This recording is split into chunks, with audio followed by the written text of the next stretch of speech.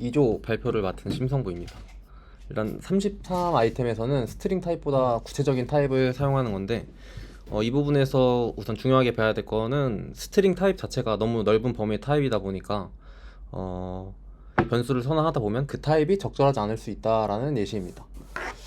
그래서 해당 릴리즈 데이트랑 리코딩 타입의 타입이 스트링이고 옆에 주석을 달아놓은 걸 볼 수가 있는데 이제 실제로 kind of blue라는 변수를 선언을 했을 때 실제 원하는 그 변수의 타입과 타입이 다르기 때문에 이제 오타를 내뱉는 것입니다. 하지만 이제 스트링 타입이기 때문에 정상적으로 동작하는 걸 볼 수 있습니다. 그리고 두 번째 예시에서는 이제 타이틀 스트링 그리고 데이터 스트링을 봤는데 실제로 이제 사용하는 부에서 kind of blue의 릴리즈 데이트를 사용을 하고 kind of blue의 타이틀을 사용합니다. 실제로 그 매개 변수의 순서가 잘못됐는데 같은 스트링 타입이기 때문에 이제 오류를 뱉어내지 못하는 상황을 볼 수 있습니다.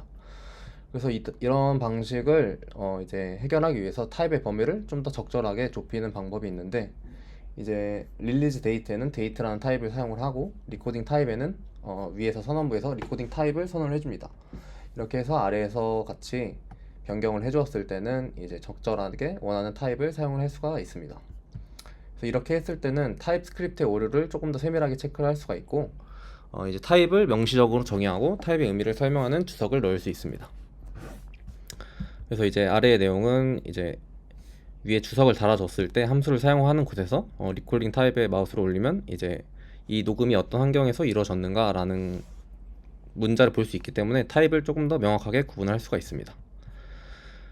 그래서 그 다음에도 장점은 이제 키오브 연산자를 사용을 해가지고 객체의 속성이 조금 더 명확해지는 건데 위에서는 이제 any를 리턴을 하고 리콜즈 any 배열을 어레이를 받기 때문에 타입 체크는 되긴 하지만 any 타입이어서 적절하지 않는 상황이고 이제 뭐 개선점 1번 그리고 2번이 있는데 첫 번째에서는 이제 제네릭을 도입을 함으로써 조금 더 타입을 좁혔지만은 이제 키의 타입이 스트링이기 때문에 범위 자체가 너무 넓어서 조금 더 개선이 필요하고 이제 아래에서는 키 오브 앨범을 사용을 해가지고 키를 조금 더 명확하게 선언을 할 수가 있습니다. 이렇게 이를 통해서 타입 스크립트가 타입 체커를 통과를 하고 반환 타입을 추론할 수 있게 됩니다. 그래서 요약을 하면은 스트링은 결국엔 any와 비슷한 문제를 갖고 있기 때문에 잘못 사용하게 되면 무효한 값을 허용하게 되는 경우가 발생할 수 있습니다. 그리고 스트링 타입보다는 조금 더 구체적인 타입을 선언을 통해서 타입 체커를 활용하고 반환 타입을 추론하는 방식으로 사용하면 됩니다. 그래서 이제 아래 부분은 이제 부정확한 타입보다는 미완성 타입을 사용하는 건데 이 부분에서는 저는 예제에 대해서 그냥 간단하게 책 있는 예제 갖고 왔는데 일단 위에 코드에서는 좀 추상적인 그 타입을 선언을 했을 경우에요. 그래서 코ordinate의 넘버 어레이를 사용을 했을 때는 넘버의 어레이에 뭐 이런 식으로 예제와 같이 들어올 수가 있고 좀 더 명확하게 튜플을 선언을 했어요. 그래서 만약에 이제 튜플로 넘버와 넘버 그래서 위도와 경도를 사용을 할 수 있게 타입을 선언을 함을 통해서 타입 자체를 조금 더 정확하게 선언을 하려고 시도를 했지만은 만약에 이 제어 포지션이라는 타입의 자체가 위도, 경도 그리고 만약 고도가 추가됐다고 했을 때 제어 포지션의 타입 자체는 무효해지는 상황이기 때문에 실질적으로는 타입을 더 세밀하게 만들고자 했지만 타입이 조금 더 부정확해지는 예제를 볼 수가 있었습니다.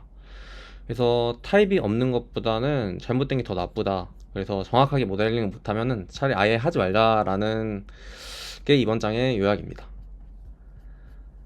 그리고 데이터가 아닌 API와 명세를 보고 타입 만들기입니다. 해당 예제에서는 예시 데이터를 참고해 타입을 생성하는 경우가 있고 명세를 참고해서 타입을 생성하는 경우가 있습니다.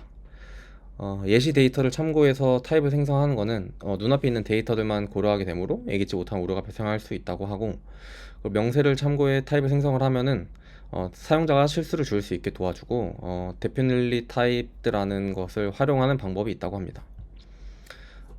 이제 아래 예제에서는 이제 이 예제에서는 피처에 대한 타입을 정의하지 않아서 이 설명과 같이 아이템 29의 예제를 선언된 걸 갖고 와서 사용을 할 수가 있지만은 definitely typed라는 그러니까 이미 선언된 타입을 갖고 와서 사용할 수 있는 방법이 있습니다. 그래서 definitely 타입은 뭐 아주 큰 GitHub 레포지토리로 그러니까 npm 라이브러리를 가지고 있는 저장소입니다. 그래서 해당 부분의 타입을 다 정의된 타입을 갖고 올 수가 있습니다.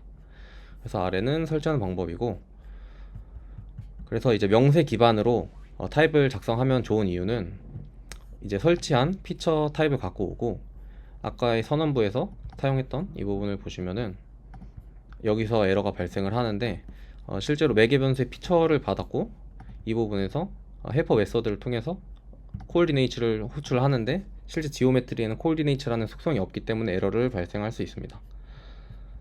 그래서 이러한 방식을 해결하기 위해서는 지오메트리 타입을 체크를 해가지고 에러를 뱉어내주고, 만약에 에러를 통과했을 때는 정상적으로 반환하는 것들을 볼 수가 있습니다. 그래서 이렇게 사용했을 때 장점은 이미 선언된 타입을 사용을 하기 때문에 사용자가 직접 작성하는, 그러니까 개발자 오류를 사전에 방지를 할 수가 있는 장점이 있는 것 같습니다. 그래서 API도 명세로부터 타입을 생성하는 게 좋다고 하는데, 아까 저희가 말했던 것처럼 GraphQL이나 아팔로를 사용을 해서 타입을 API 기반으로 갖고 갈 수 있는데, 결과적으로는 이제 GraphQL로 작성된 뭐 쿼리나 뮤테이션 기반으로 타입을 생성을 하기 때문에 API 호출 시 타입에 대한 안정성을 보장할 수 있다고 생각이 들었어요. 그래서 요약을 하자면 데이터에 드러나지 않는 예외적인 경우들이 있을 수 있기 때문에 데이터보다는 명세로부터 코드를 생성하는 게 좋을 것 같습니다. 그리고 이제 해당 분야의 용어로 타입 이름을 짓기인데, 이 부분은 사용을 하게 되면은 코드의 타입의 추상화 수준을 높여준다고 하고 코드의 의도를 정확하게 짚어줄 수 있다고 해요.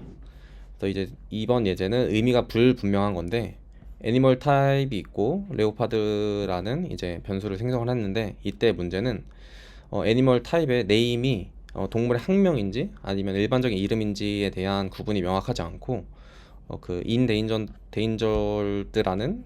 멸종 위기에 처한이라는 뜻인데 불리언 타입이기 때문에 불명확해요. 왜냐하면 이미 멸종된 동물은 어떻게 할 것인지, 아니면 멸종 위기에 처한 것들을 처리를 할 것인지, 그리고 서식지라는 타입이 범위가 스트링이기 때문에 타입 자체가 너무 넓고, 그리고 변수명 자체는 레오파드인데 이 안에 네임은 스노우 레오파드라는 것이기 때문에 문제가 있습니다.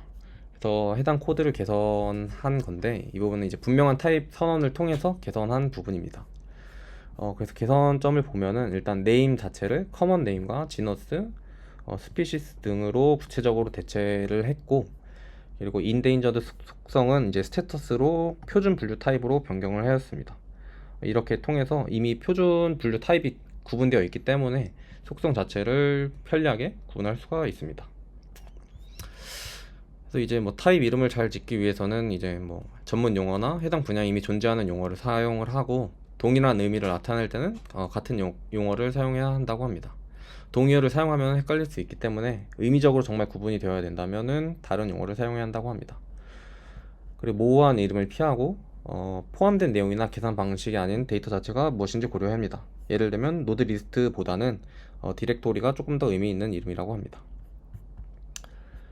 그리고 공식 명칭에는 이제 상표를 붙이기 있는데, 이 부분 상표라는 의미가 조금 저는 와닿지 않았는데 그냥 타입 네임 정도로 생각을 하시면 될 것 같다고 생각을 했어요. 그렇게 해서 이제 브랜드를, 그러니까 상표를 적용하지 않았을 때는 이제 calculate num 부분에서 문제가 없는데, 그리고 만약 벡터 3D를 정의를 하고 이 함수를 호출했을 때 구조적 타이핑에서는 사실 x랑 y를 만족하기 때문에 문제가 발생하지 않습니다. 근데 실제로 저희가 원했던 거는 벡터 2D만을 받기를 원했던 코드이기 때문에 문제가 있을 수 있습니다. 그리고 이 부분에서는 이제 브랜드를 적용을 해가지고 calculate 이제 함수는 이제 벡터 2D만 타입만 보장을 할 수 있게 됩니다. 리턴 자체를 벡터 2D로 하기 때문에 만약 아래와 같이 벡터 3D를 이제 파라미터로 넘겨줬을 때는 브랜드 속성이 없기 때문에 형식에서 이제 에러를 발생합니다.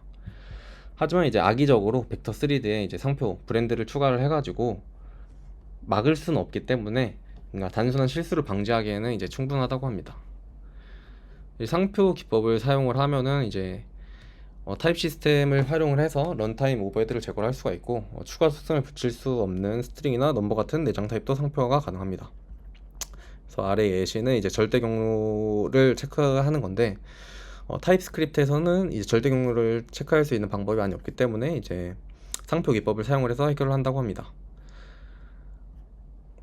그래서 만약에 패스가 이제 아니지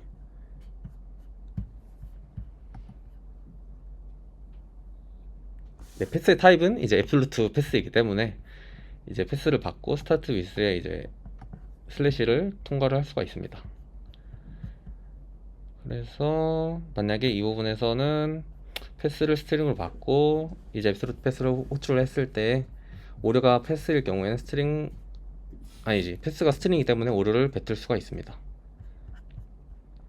이제 그 외에는 뭐 이진 탐색을 사용을 해서 상표 기법을 활용을 할 수가 있는 방법이 있고, 이 부분은 사실 실제 예제와 크게 필요가 없다고 생각을 했어가지고 뺐습니다. 그래서 이제 타입스크립트는 값을 세밀하게 구분하지 못하기 때문에 공식 명칭이 필요하다면 상표를 붙여서 사용하라고 합니다. 그래서 상표 기법은 타입 시스템에는 동작하지만 런타임의 상표를 검사하는 것과 동일한 효과를 얻을 수 있다고 합니다. 이상입니다.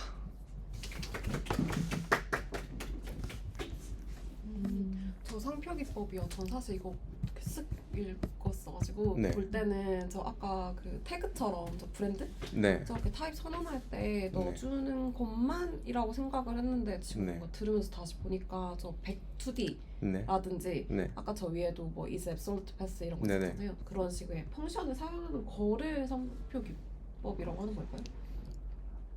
아니요. 그냥 저거를 만약에 브랜드 자체를 타입 네임으로 생각을 한다고 하면은 이 벡터2D에 이제 상표가 타입이 있다.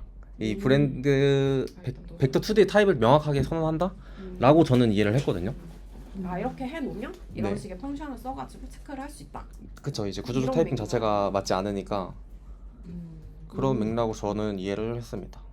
책에서도 예를 들어서 벡터 2D라는 게 스타벅스라고 한다면 브랜드는 뭐 커피 이렇게 네네. 그렇죠. 근데 이거랑 그 태그 유니온을 저런 식으로 함수 안에서 체크를 하는 거랑 차이점이 뭘까요? 그러니까 저 이즈 앱솔루트 패스 안에서 태그드 유니온을 체크를 하는 거랑 저도 그 생각하고 근데 사실 저도 그러면 상표 기법 자체를 사용하는 게 있을까라는 생각을 해가지고. 근데 저기 같은 경우에 보면은 저희가 스트링이나 그 책의 예제에 나왔던 게 뒤쪽에 나왔던 게 넘버잖아요. 스트링이나 넘버에도 저 브랜드를 붙일 수 있다가 좀 그거인 것 같네요. 그 태그드 유니온은 객체의 속성을 추가를 해야 되는 거잖아요. 객체가 아닌 경우에도 저 스트링을 우리가 타입을 확인을 할 수가 있네요. 생각을 해보니까.